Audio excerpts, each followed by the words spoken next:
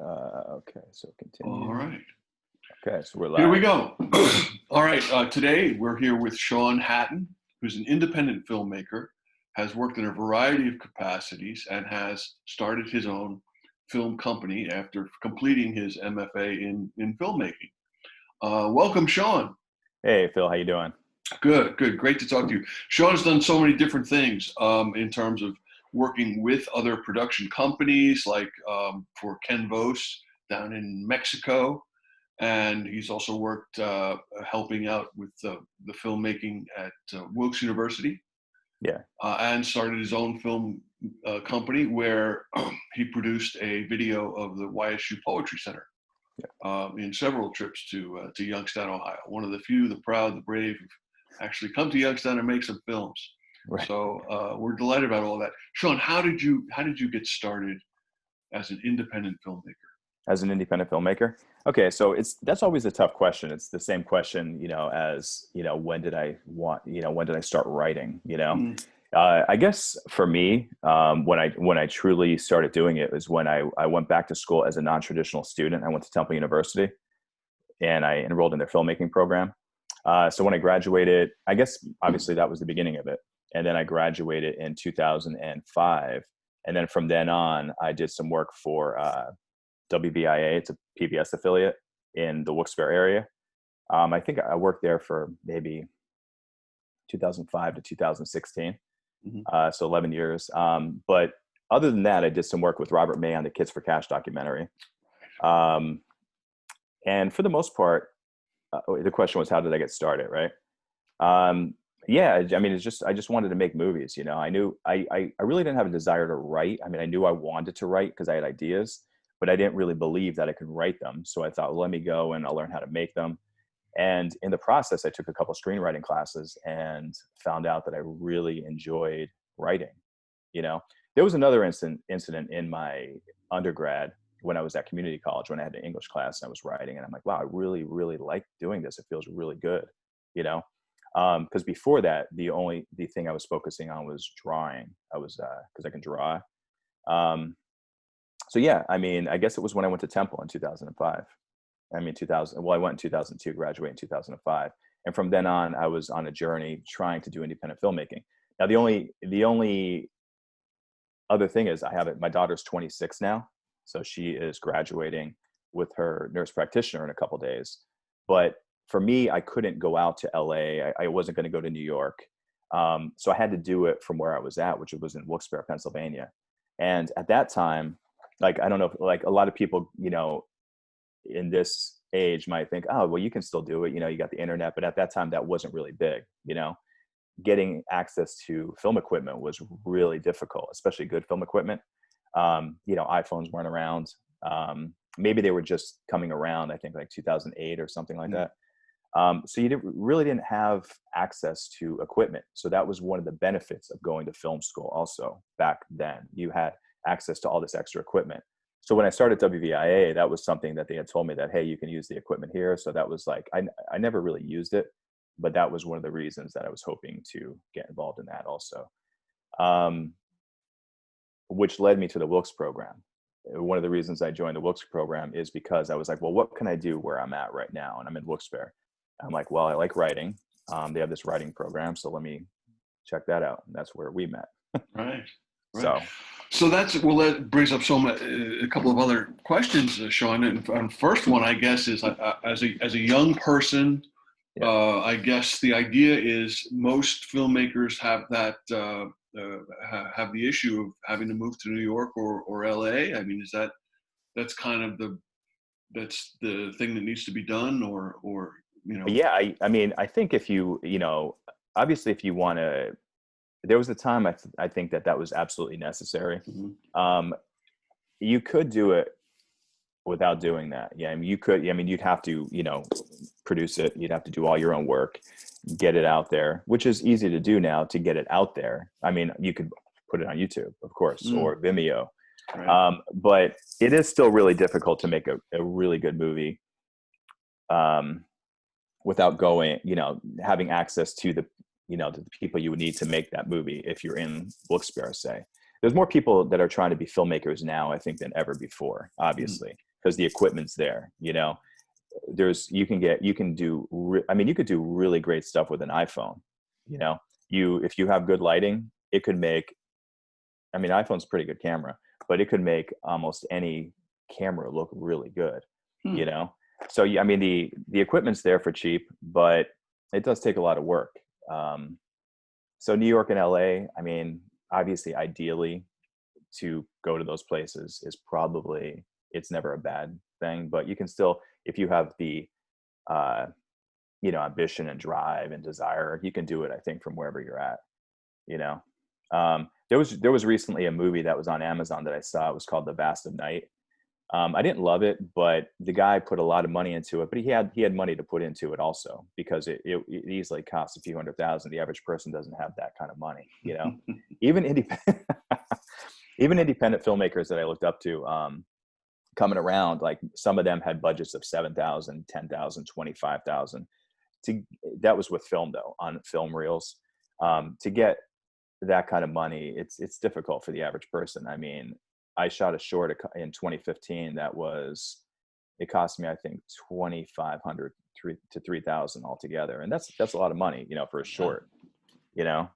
So. How long is a short? That short was 10 minutes. 10 minutes. Yeah, and honestly, Phil, a good 1,500 of it was to license a song for it. Oh. So I licensed a song for film festivals.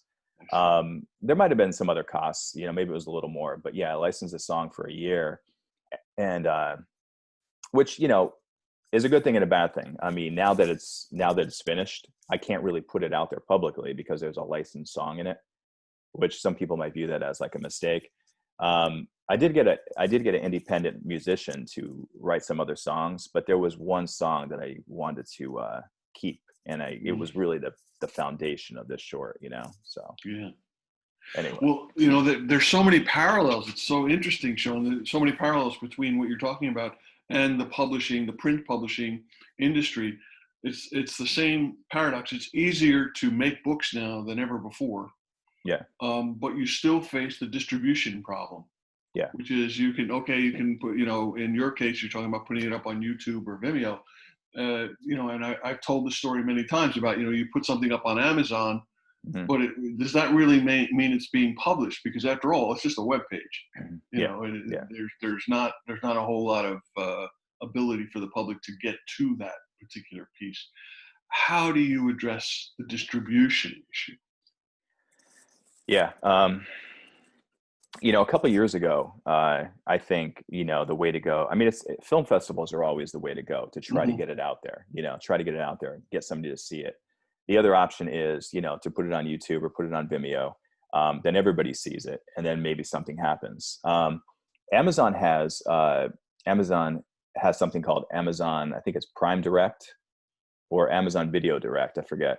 But right now we're the project I'm doing with Ken that we're working on, the project we shot in Yucatan, we are in the process of putting that up on Prime Direct. Now, you don't have to go, they have to approve the quality, they have to approve everything like that. But for the most part, as long as the quality is good, you can put it up on Amazon. You have to go do a couple little things, but you can get it up there for people to see. And, the benefit of that is if enough people see it, it might, maybe you'll get somebody interested in it. Maybe somebody will say, hey, we really like the show. Maybe we can do a second season with you. We're interested in helping you produce this, There was a podcast called Lore. Did you ever hear of that? Lore. It was about folklore, scary stories. I think the guy who did it as a marketing experiment, but he did this podcast called Lore, and it took off. I think it was on like iTunes maybe. And at one point, Amazon they heard it, I guess. They picked it up and they made a series out of it. So I guess that's what you're looking for. You're looking for somebody to see it and say, hey, we really like this. We're gonna give you money to make your next movie. Right. So, in a sense, Shawn, the other thing I'm kind of fascinated by is here you are with these two roles. On the one hand, you're writing, you're doing screenplays, you're making your own content. Yeah. But you're also doing the technical and business side of it, doing the camera, and even thinking about how to distribute and all of that. and they seem to be two very different kinds of Yeah. talents. Right. And Right. I have to imagine that's got to be something of an interesting combination. Tell me a Right. little bit about the writing part and the Right. technical part. Right. Well, let me tell you a little bit about something. Also, you know, getting into the project I'm working on now, it's Ken and I. We're doing a documentary about a gentleman who has Down syndrome, and he lives in Milford, PA. And his brother, his twin brother, plays baseball Mm. in Mexico. So it was an interesting story. But for that, I'm doing, you know, doing not just audio, the camera, editing, you know, a lot of other things. And it's hard to stay, you know, sometimes it's hard to focus because you have a lot of things happening, right? When it comes to writing, filmmaking, the business side, the last short that I did, the one that I was talking about in 2015, once I finished the script, I had to go into almost like a different mode. You know, I put a casting call out there. I had to do the stuff for that, talk to the actors, try to, you know, trade emails with the music companies so I can license the song, do a lot of things to get, you know, the location scout, do all that other stuff. So the script, you know, I wasn't 100% happy with where it was at, but it was where it was at because I had a deadline to show it at Wilkes. Oh. And so it's really difficult sometimes playing all these different roles because it's fun in a way, but sometimes, you know, you aren't able to 100% give everything to one area. Does that make sense? Sure, Yeah. and you know, that's what I find is that it's somewhat rare, and I Yeah. think it's a cultural phenomenon as well as a psychological phenomenon. I mean, we tend to categorize people. Oh, he's the creative type with his head in the clouds, and he's not paying attention to detail. And so that's the Right. right, you know, that's the writer. And then this other guy, he's the technical guy who's taking care of business and all of that. Yeah. And in fact, both in the writing world, I think, and it sounds like in the filmmaking world too, Yeah. success can come really from bringing those skills together, though, you know, Yeah. those kinds of things, rather than thinking of them as opposite or you know, Yeah. counter to one another. Um, and so tell me about, you mentioned earlier, Shawn, about the fact that things have really changed technically, and that the iPhone has made a big difference and all of that. How has that affected what you do? Okay. Phil, one more thing. I'm going to go back to the question you just asked before Mm, that. Um, Editing also is a whole different animal, you know? mm, Um, I always tell people when I'm like in the middle of like this edit and like I'm trying to like finish it, you know, there's a couple stages for editing. There's a momentum in the beginning where you're dreading what you shot. You're hoping it looks good. You get in there, okay, the footage looks pretty good. You're excited. You get into it, but there's a middle part where you're just ripping your hair out, you know, and and you're like, I swear, I always tell people my hair kind of takes on a different texture. It almost like turns into like a mad scientist, you know, because it's frustrating, you know. So right now I'm trying to write, but I'm also in it doing another job with editing. So it's like it's hard to separate those two because I feel like there's two different sides of me that come out, if that makes any sense. Um, Well, yeah, you mentioned that when we talked earlier, you were talking about how much time, you know, 1 minute of footage yeah. takes how many hours of actual editing. Yeah, it depends. You know, sometimes 1 minute of footage can be really quick. Sometimes 1 minute. I've been stuck on 30 seconds for like hours and Mm, hours. You know, and it depends. Sometimes you just the more footage you have, sometimes the more options you have, the better it is. But that's not always the case. When we first shot in Mexico, the first episode we did, we weren't really sure what we were doing. We just went down there and shot a bunch of stuff, and when we came back, it was like we had a lot of footage, but we had a lot of the same thing.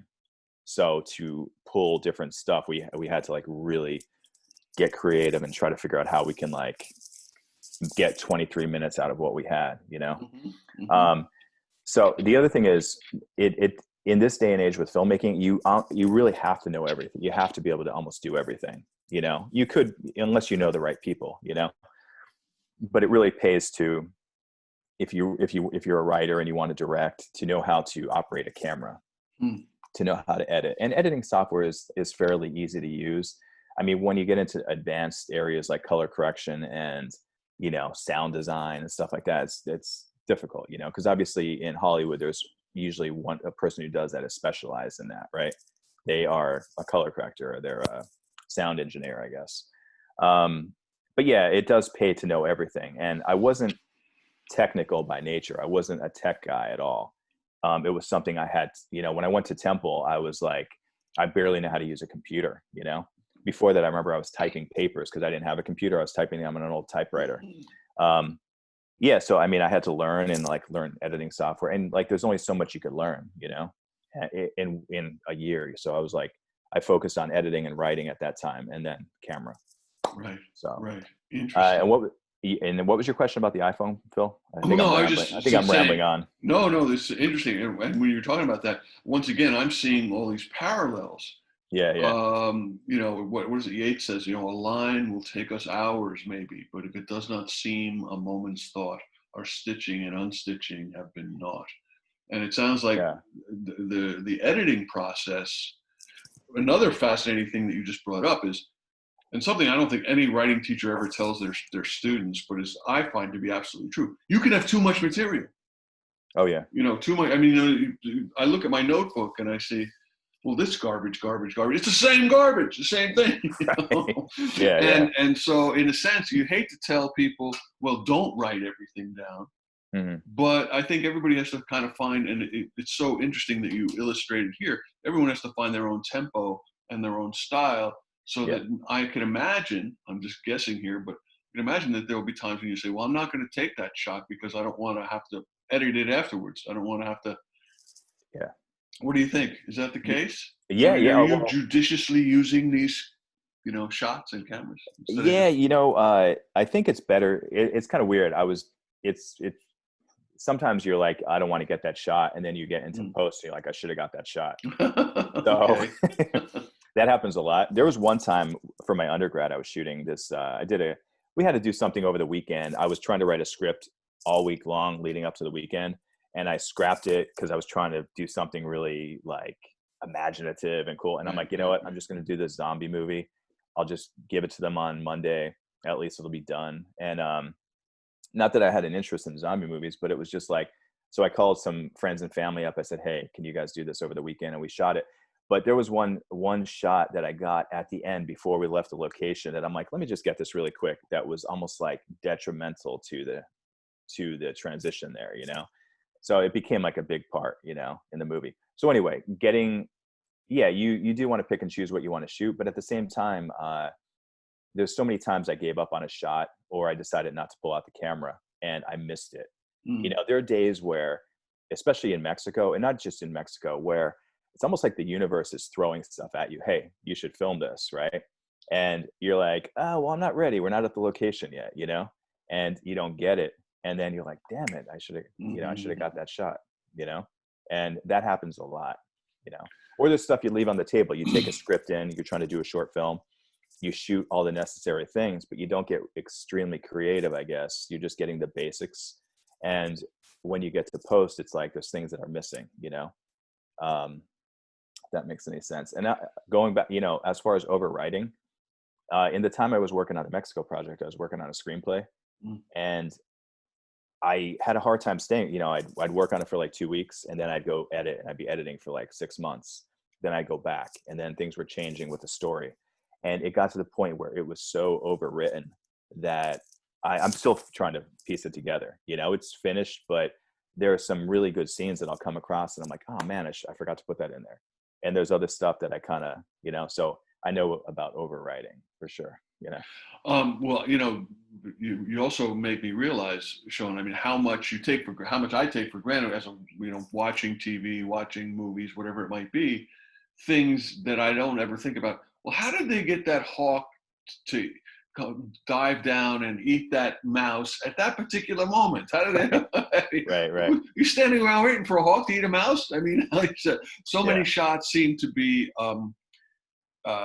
impossible to stage, I guess is what I'm saying. They have to be caught rather than staged. And how do you deal with that? I mean, do you purposely say, okay, I'm going to go out to this place where I know something is likely to happen. Yeah. And I'm just going to wait and see if such a thing or something else does happen. Is Yeah. that Yeah. part of the process? Yeah. Yeah. I know I watched a little behind the scenes. I think it was Planet Earth or one Mm. of those shows. And they talked about being in a location for like 6 months waiting to get shots, you know? So you think you get out there and you get these shots, but really on shows like that, like nature documentaries, they could get it on day one, but it might take until day 45 to get it. Sure. So they are out there. I know, like, even like on shows like Shark Week, and Shark Week's, back in the day, I remember one of the guys talking about being out there for days and days and days and finally seeing a great white jump out of the water. So those kind of things take a while.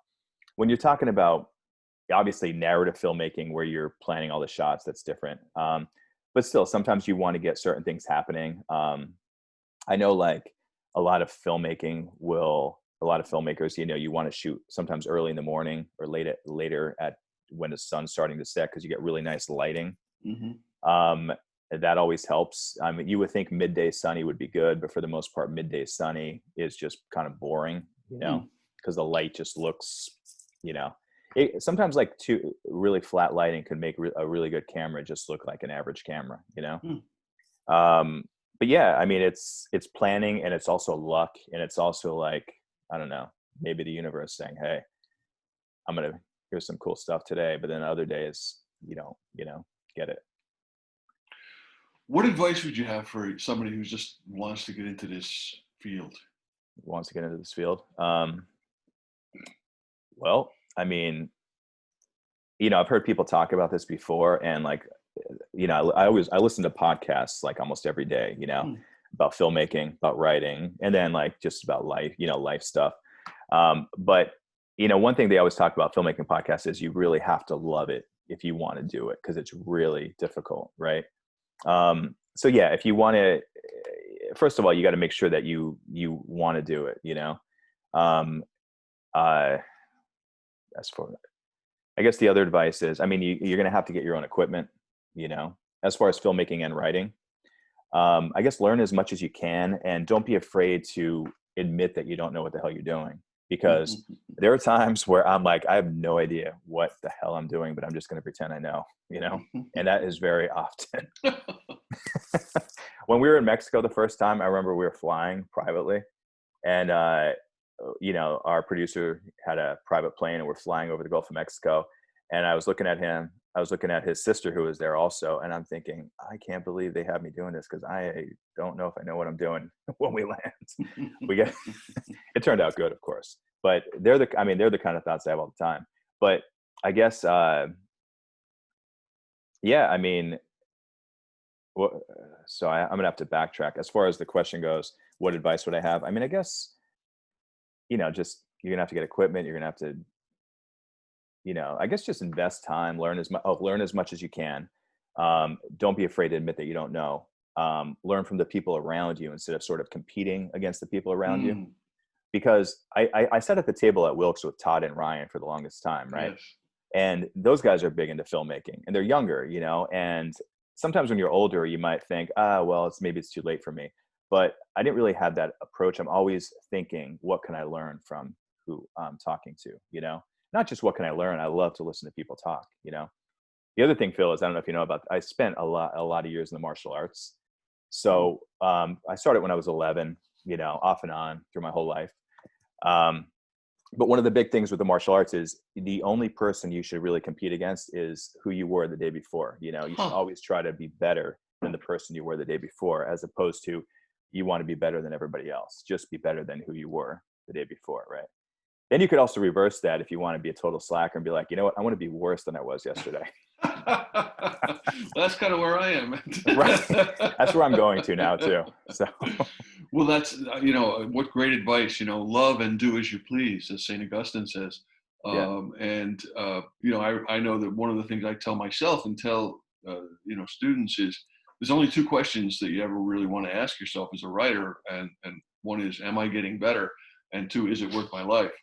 And they're fair questions. And it sounds like that those questions you're bringing over into the film business and the film creative aspect Yeah. of it. But I love the idea that you're facing not only the technology, but the entire process with an open mind and with a mind that's questioning, Yeah. and questioning yourself and questioning the process and learning all this.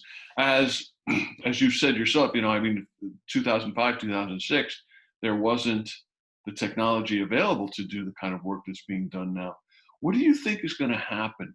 I mean, do you have any predictions for the way that future filmmaking will continue to progress?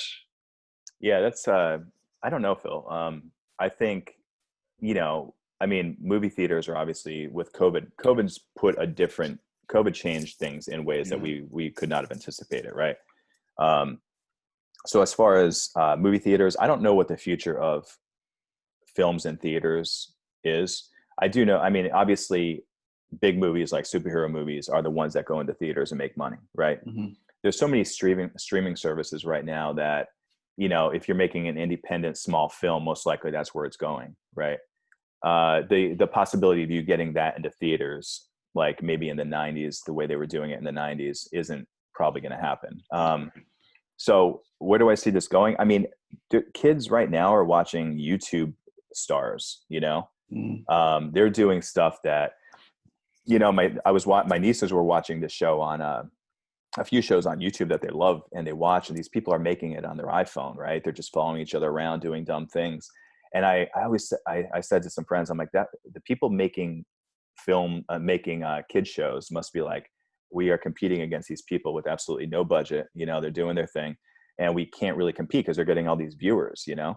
But anyway, I don't really know where it's going. I think the one thing you have to do as a filmmaker, if you want to, is you got to try to, you know, you want to invest in some equipment. I think writing and producing and directing your own stuff is probably a good idea if you have the ability to do that. And then getting it out there on your own. I feel like you need to play all those roles unless you luck out and you end up in a good situation, maybe in New York or LA. But I think you need to play all those roles to get it done. And then you got to go into business mode and get it out there. And then you got to promote it, you know? And if it's good, people are going to like it. Right. And something will happen for you if what you put out there is good, I think. Right. I don't think there are many good books, right? I guess there are a lot of books that people just, I guess, because of marketing that just are promoting, they haven't been able to reach wide audiences. Right. Um, I guess it's the same with film, I guess you're hoping for like something, but, yeah, I guess the future I think is streaming, I think that's big. I think that's obvious though, at this point with most people. I think in the film business probably know that that's the future, right? Did that make any sense or was Yeah, no, that? it's interesting. Yeah. And again, once I'm seeing a lot of parallels. Yeah. The same issues about, again, it does come back to distribution and method of delivery and Yeah. things like that, and finding your audience within the budget that you're talking about. So yeah, Yeah.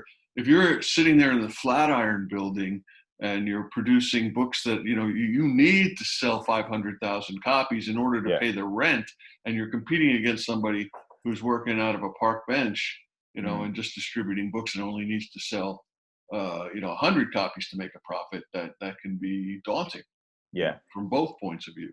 Yeah. So I will say this. I've heard people say where, you shouldn't write because you want to make money, or you shouldn't do movies because you want to make Right. money. You should do it because you love doing it, which is Right. true, of course.